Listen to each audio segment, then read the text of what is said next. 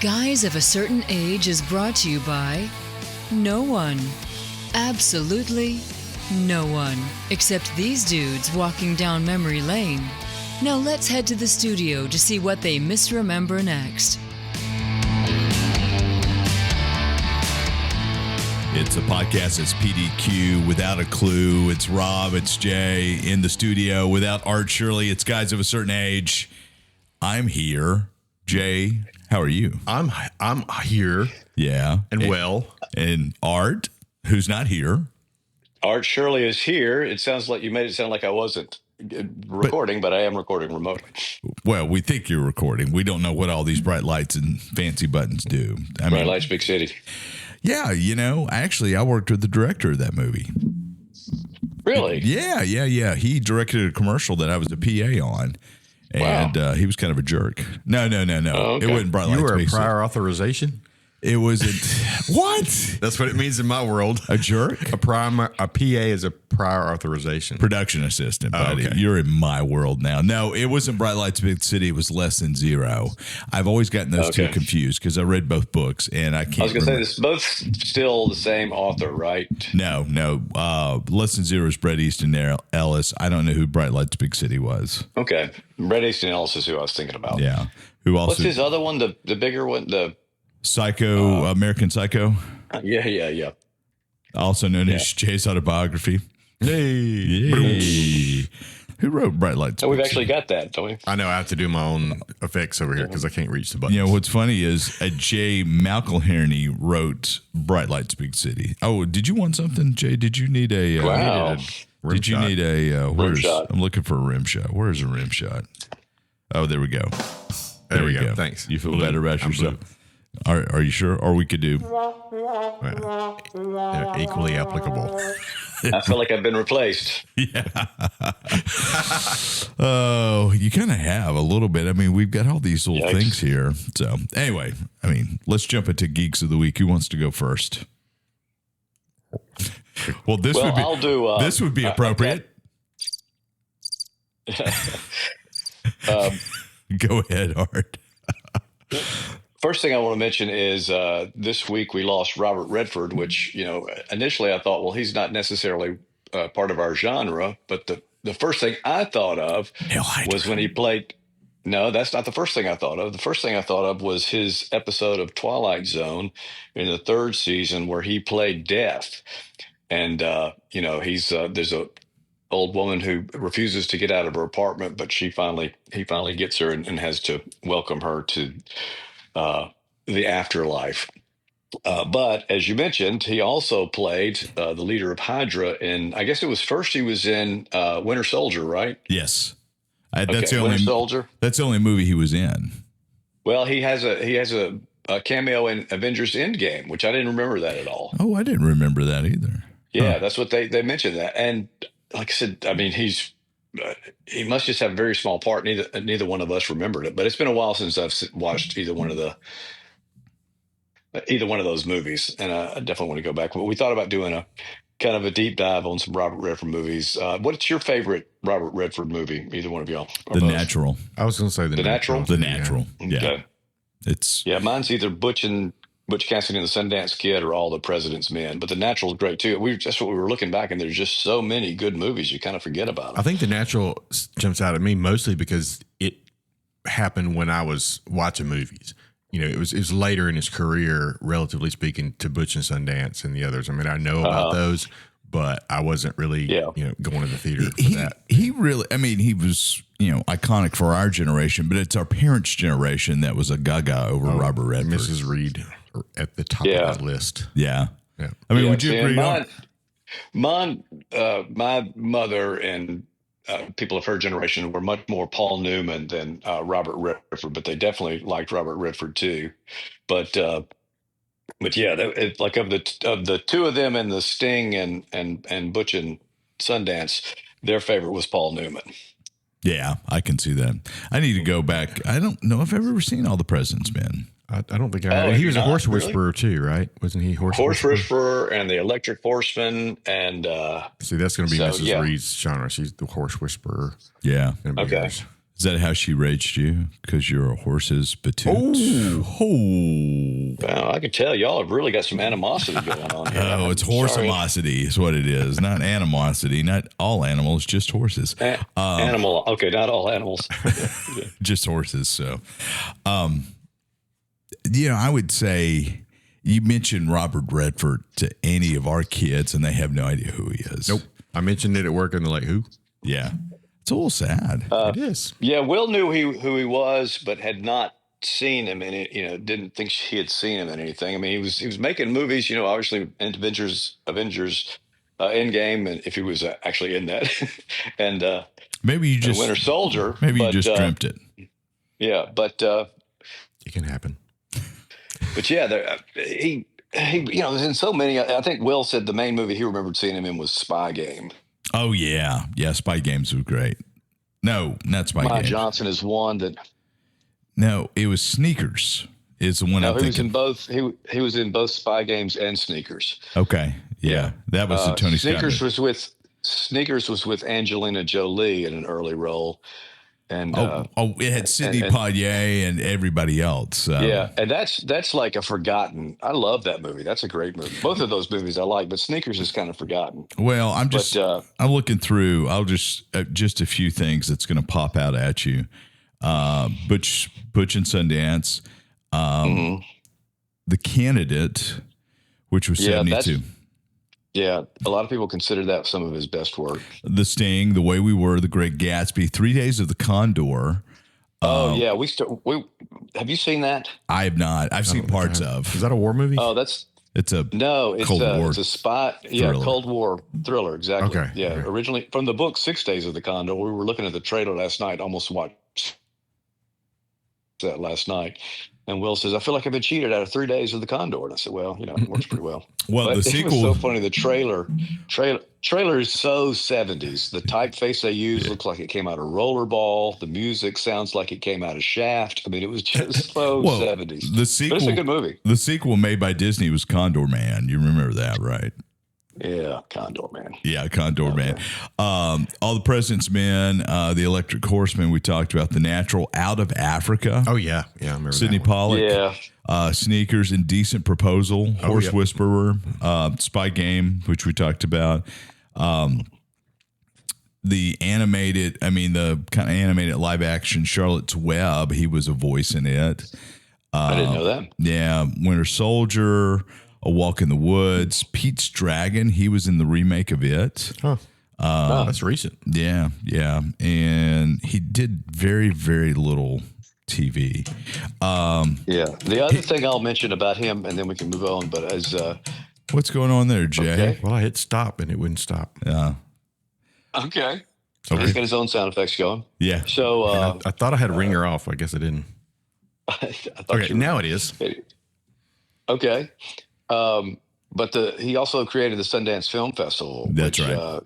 Was a huge thing for independent filmmakers, and so that's a huge part of what his legacy is. And he was a fabulous director as well. 92 River Runs Through It, which was great. Oh yeah, that's a classic movie. Ordinary People, which I saw probably once, maybe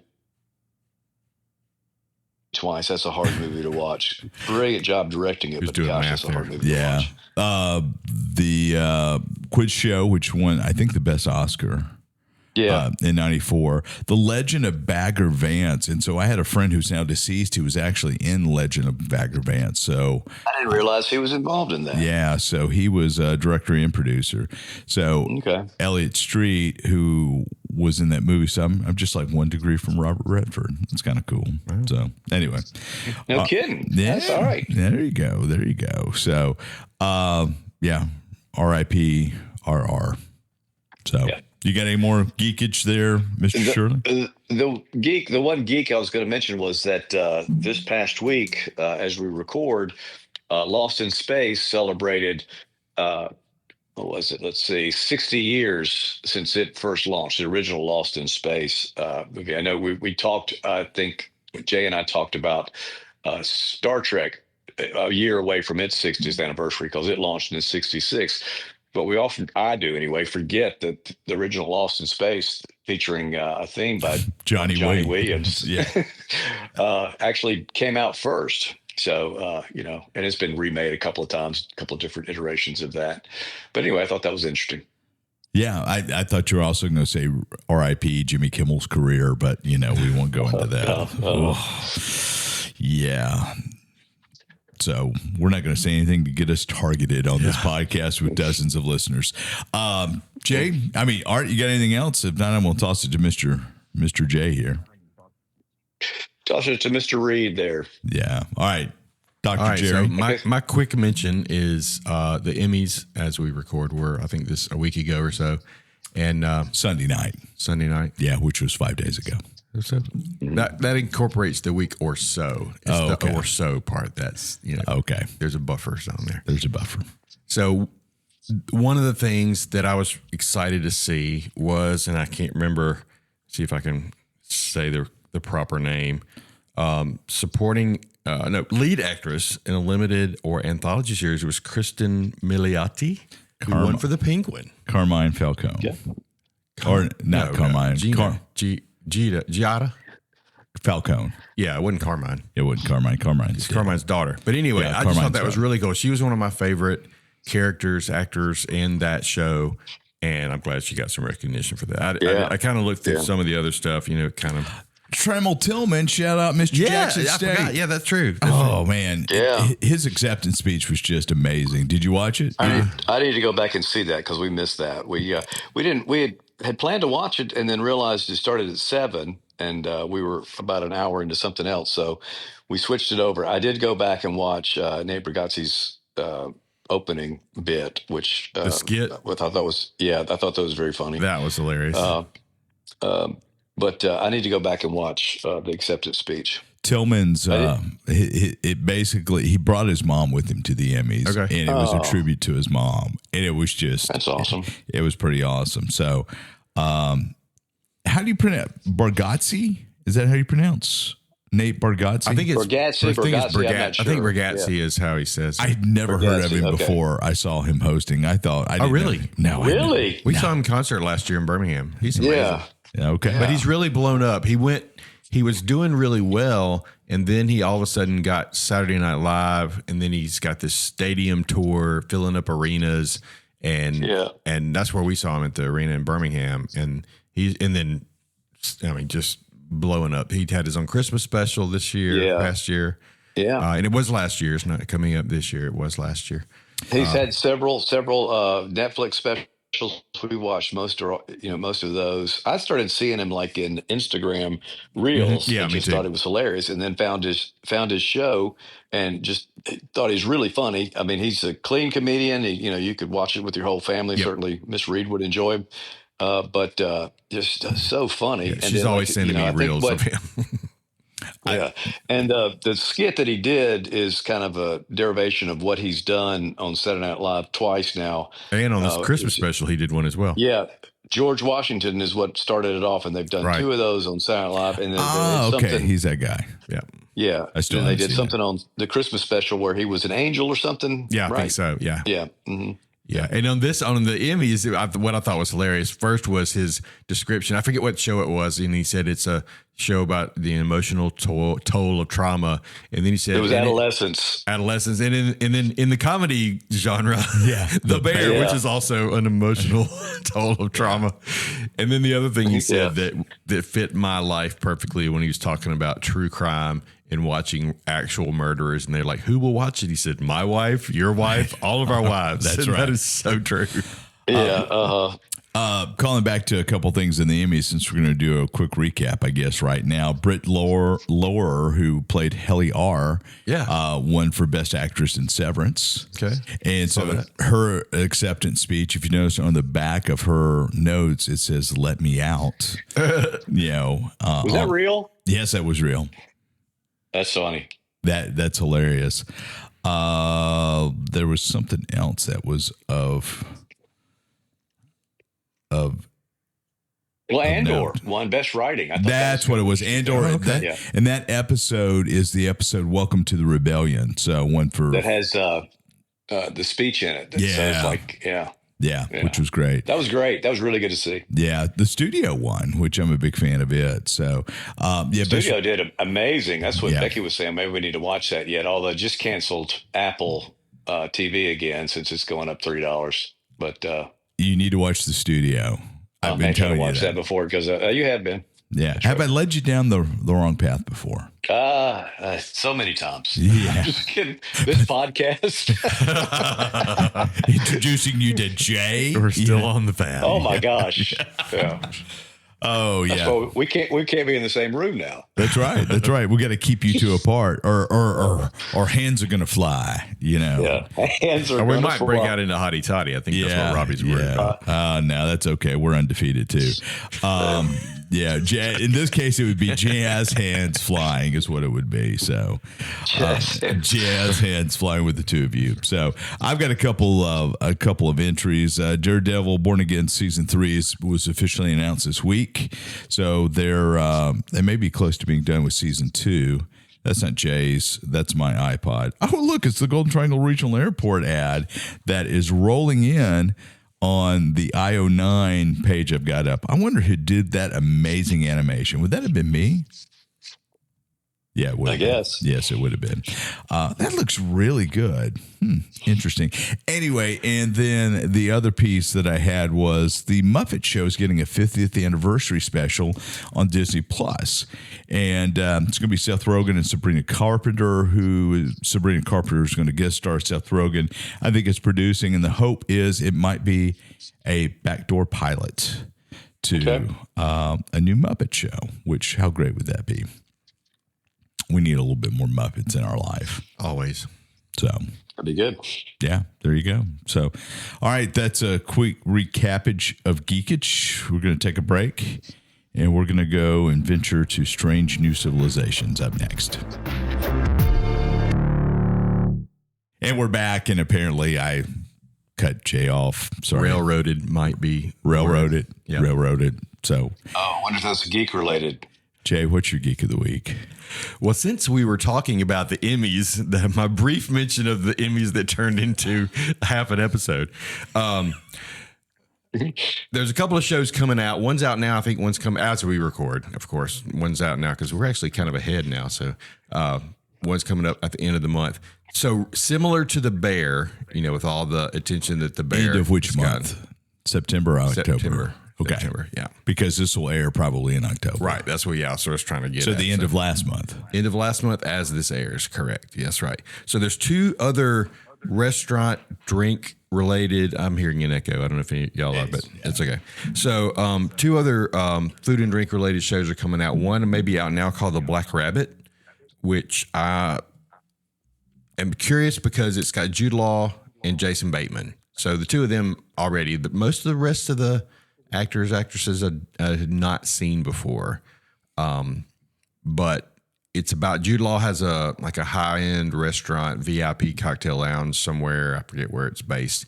And Jason Bateman is the troublemaking brother that comes in and causes all kinds of chaos and mayhem, which kind of sounds like The Bear, in a way. We lost Mikey in The Bear, the Spoiler alert. Yeah, spoiler alert if you haven't watched the 4 seasons. Yeah. Guess there's no reason for me to watch it now. Yep.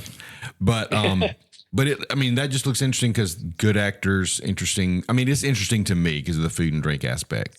The other one is supposed to be coming out in a few weeks. Well, actually, Black Rabbit's available to watch on Netflix right this it's second. available okay. now. Yeah. All right. But the other one's called House of Guinness, and it follows the Guinness beer family after Benjamin Guinness, who was the brother, the one who really broadened the business. And I don't know, Art, if you've read that book that I gave you last year.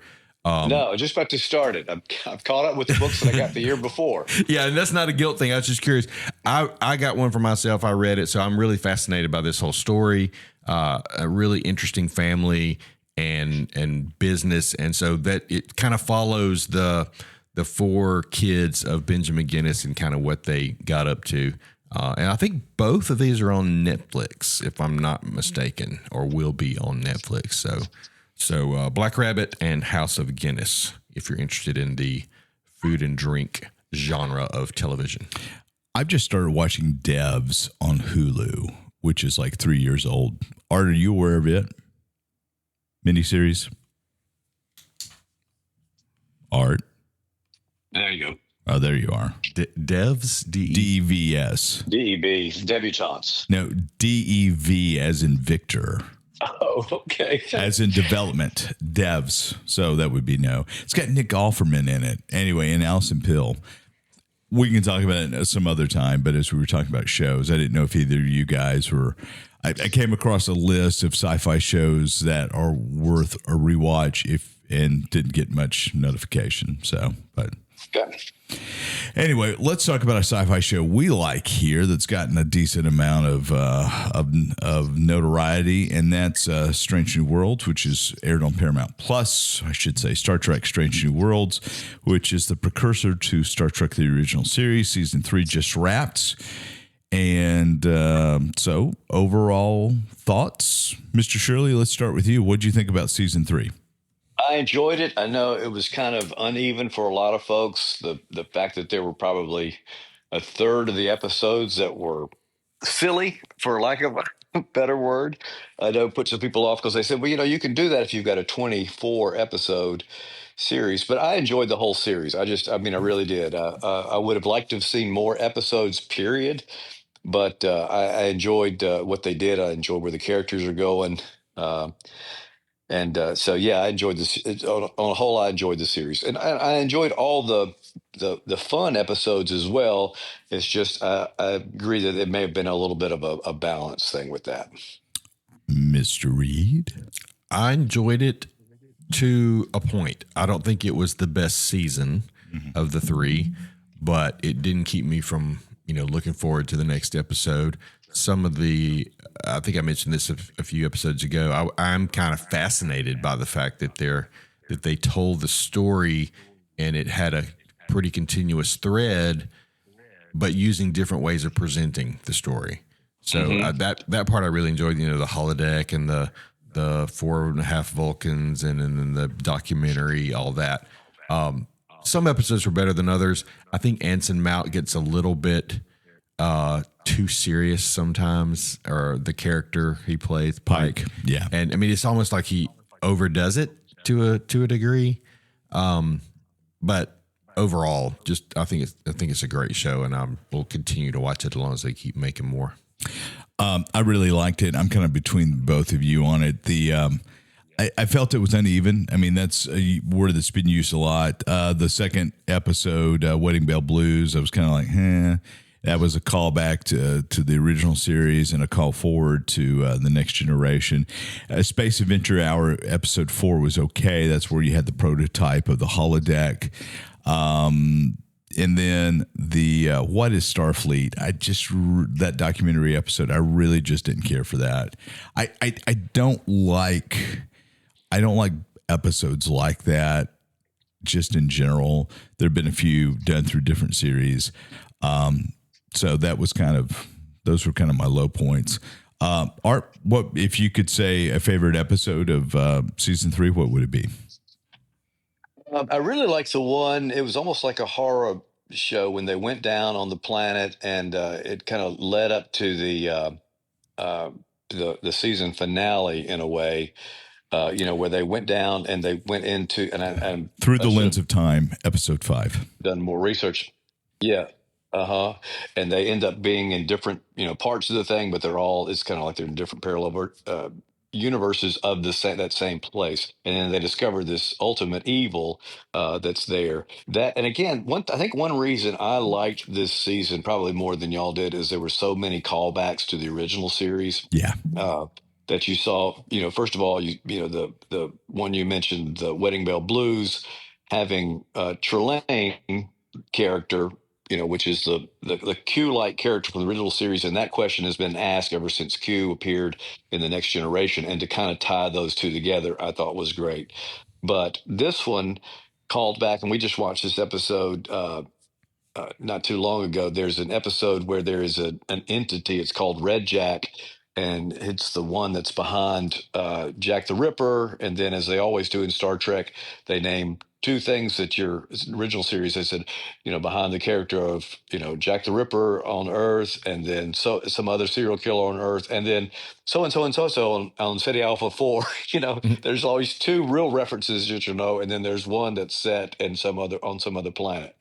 So that spirit, then that's what people thought that those alien evil entities were a callback to that. So I really liked that episode. Plus, I liked the whole, and I agree, uneven, but I liked the experimental aspect of the thing. I really liked the documentary episode just because it was so different.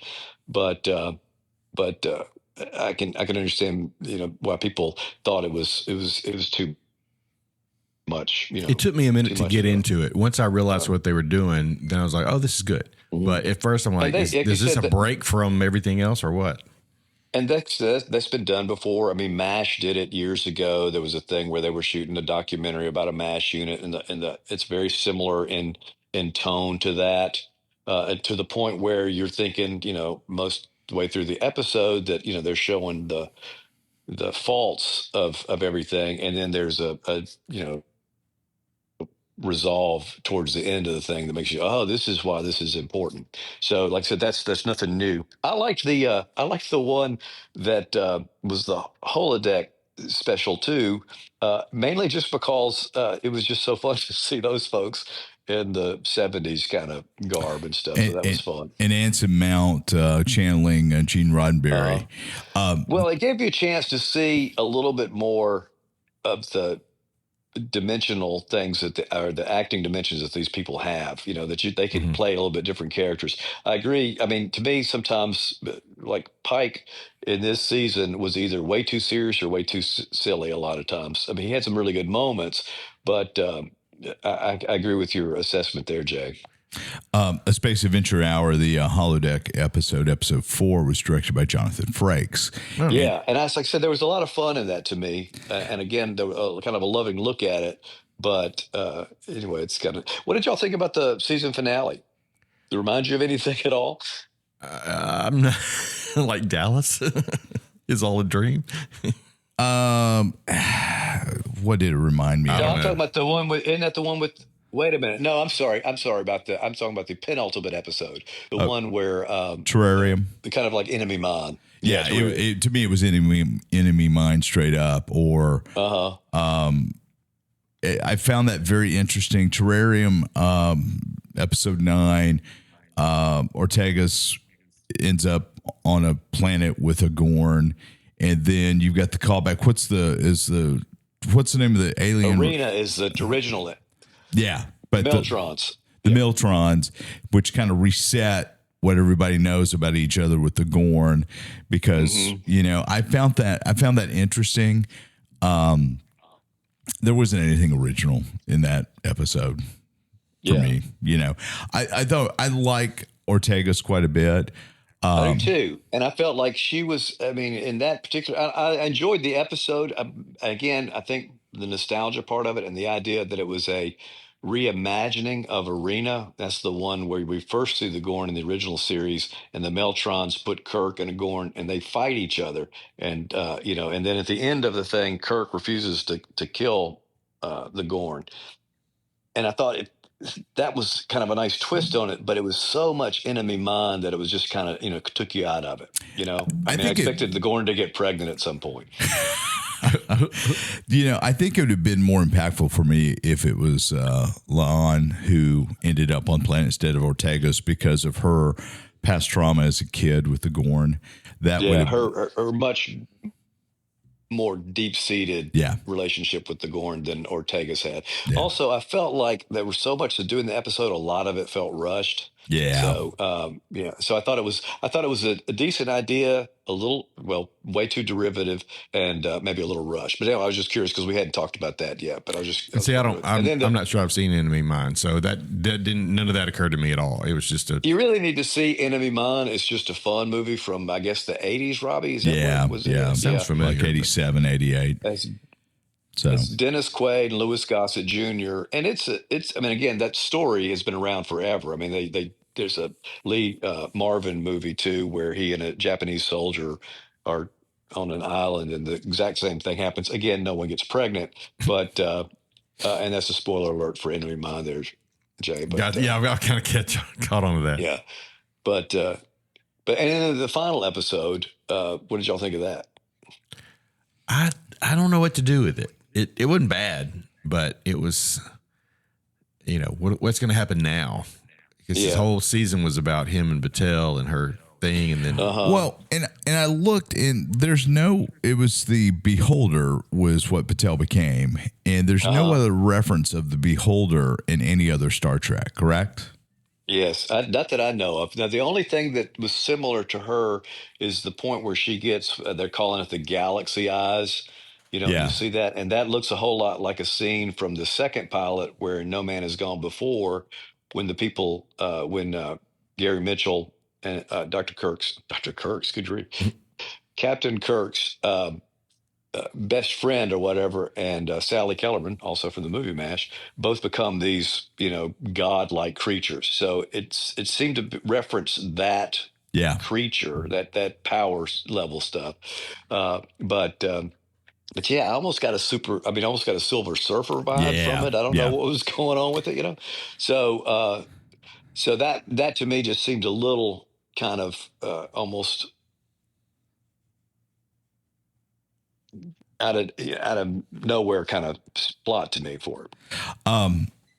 Jay, you got a particular one you want to talk about? I've got a couple. We talked about it a bit, the Space Adventure Hour. I wasn't totally into the holodeck part of that, but I loved the intro when they did the retro scene and the monster. That was that great. part I really liked, and I just thought it was kind of a fun poke at yourself.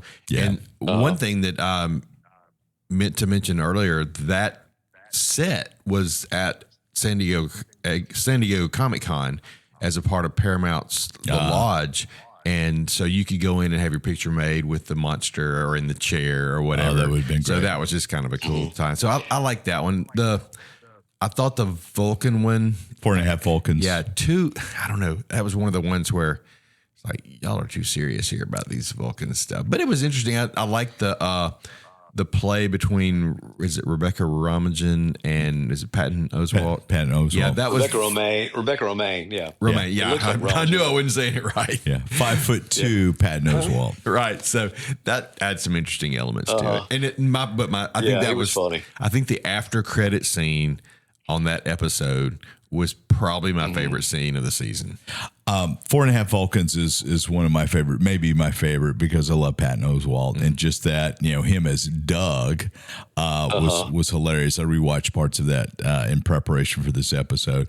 And people say that Anson Mount was playing his Vulcan too much like Beldar the Conehead from Saturday Night Live, but he was actually playing him more like Spock does in the original pilot, because if you go back and look at that, Spock's yelling the whole time. And it's just like, he hasn't quite zeroed in on his character yet. Yeah. And so I think that's what that was alluding to. And then they made fun of the hair. I don't think I've ever seen that hairstyle on a Vulcan before. That was great. I saw an interview I saw an interview with Anson Mount. He said when they were, talking about what a Vulcan Pike would be, it's like he's got to have Pike's hair, tall. Yeah. Mm-hmm. And I like the fact that Lon kind of became more of the Romulan than the Vulcan. I thought that was kind of a neat little twist. Yeah. But I mean, like I said, that's one of the episodes I certainly remember the best. So it was a fun one. I really like the Saylight Who Ate Its Tail for a couple of reasons. The whole twist at the end, where it being an explorer ship, an adventure ship that left, and these are their descendants, so they're killing humans. Was just kind of devastating. The call out, in this season, you have 2 call outs to Doctor Who that are just amazing. So you've got the TARDIS in the scavenger ship. You see a close-up of you have to zoom in, but you see a TARDIS caught the scavenger ship. And then what's the engineer, Pella Pelia. Yeah. Yeah. Yeah. Oh, yeah, she said something. It's been, remind me to tell you about the time I spent with the time traveling doctor, Yeah. So there was speculation that the next season of Doctor Who may have a Star Trek reference in it, because at San Diego Comic-Con last year, Russell T. Davies and I forget who's the showrunner for Strange New Worlds, they had a Doctor Who Star Trek Friendship Day, and they declared the friendship between the two franchises. That's good. That's really good. So that's funny. Yeah. But overall, I mean, like I said, I understand and kind of get the idea that this may have been the weakest season of the three, but it's certainly an enjoyable season. And we've got 2 more seasons left, and I'll be sorry to see it go. I will be happy if the rumors are true and they pick up the original series and kind of do the reboot with that, with the cast players that are playing those members now. I think that'd be great. So the speculation is, well, no speculation. You got a season 4 and 5. Season 5 is going to be 6 episodes. There was originally talk of season 5 being actually a send-off movie, but they've decided to do 6 episodes as opposed to a full 10 episode run. So I'm wondering if they'll kind of Game of Thrones it where they're a little bit longer, and they're that'd be good. And it's supposed to end with Kirk taking over the Enterprise. That's the last scene of season 5.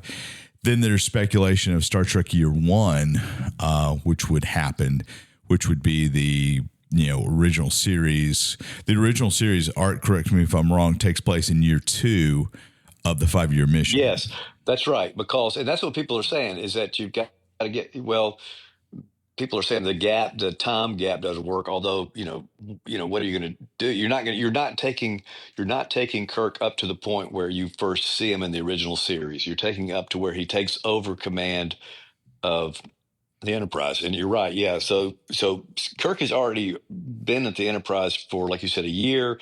The crew well seasoned. He's not there learning, how to be a captain of a starship, which I think is what Year 1 is going to explore some of that. Yeah, that could be just incredibly fascinating. Yeah. So you may not have McCoy right away, because you may have there may be a different doctor. I don't think M'Benga will still be the doctor there, but I think you may have somebody different, even just for the first few episodes, and then you have McCoy come in, and maybe that's the device they use to kind of help introduce new viewers to the situation on the Enterprise. McCoy comes in as someone, and so that's what the story gets told of what's going on the Enterprise. That would be fascinating, because you're missing McCoy and Sulu and Chekhov, right? Yeah, and Chekhov didn't start. He was seasoned until the second season.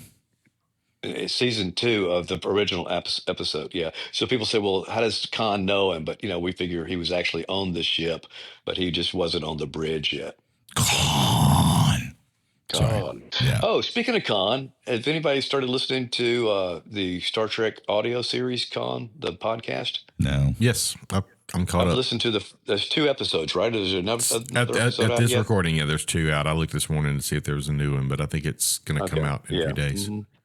Yeah, So, it's well done. It's interesting. Pretty good. Yeah, I thought it was. How do you like it, Jay? Yeah, I mean, I don't have a lot of the history that y'all have, but I still find it interesting. And of course, got Naveen, what's his name from Lost, is playing Khan, so I recognize his voice, and so I can kind of picture that. Is it Andrews? Naveen Andrews, yeah. Yeah. And he does not. I mean, I have to appreciate him for who he is. He doesn't sound like Ricardo Montalban. He doesn't play it like Ricardo Montalban would play it. So, but it's good. He's got enough of that to. Yes. To make so it I think work. it works. And I think that so far it seems to be well written. I like the story structure of it. So it's good. So Tim Russ is in it as well, right? Yes. He plays Tuvok again. At this point, he's an ensign rather than lieutenant or lieutenant commander, whatever he is during Voyager. And he's on he's on a ship with an historian, and they found these tapes that are left over from the colony that Khan had. And so they're trying to find out the history of Khan. Sulu, George Takei's in it as well. And Ren Schmidt from from the space show. We all watched it. I can't think of the name of it. For All Mankind. Oh, yeah. Okay. Yes. Yeah, she plays Marla McGivers, who's one of the one who documented all this stuff. Yes, that we're listening to. She was. That's a character from the original series, and she was an historian, and she, falls in love with Khan and ends up leaving the Enterprise to go stay with Khan. So she was Margot Madison in For All Mankind, one of the main. I didn't realize that's who that was. Okay.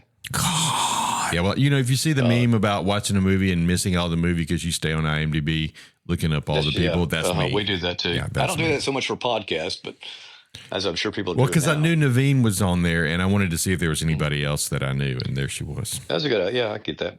Con.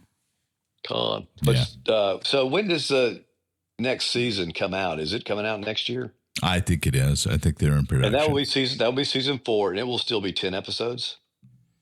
Yeah, I believe so. I think it's a full run. Okay, it's the last season that's going to be. And this will have the Muppet episode. Yes. Okay. Yes. Yeah, that might be the one that sends people over the edge. That may be the satellite who actually really ate its tail. Yeah, that's right. That's right. That one's going to be interesting to watch. So yeah, it is. It is. So, I mean, a little bit uneven. We love season 1 and 2, but I mean, you're still going to trek with the Star Trek when it comes out next year, right, Jay? Yeah, absolutely. So, and I'll probably go back and watch all 3 seasons at some point. Yeah, that's what I was going to ask you. What's the rewatchability of this one? I think it's fairly high for me as well. Yeah, I think so too. Yeah. So, all right, that's going to do it this time around. Thanks for joining us. We'll see you next time.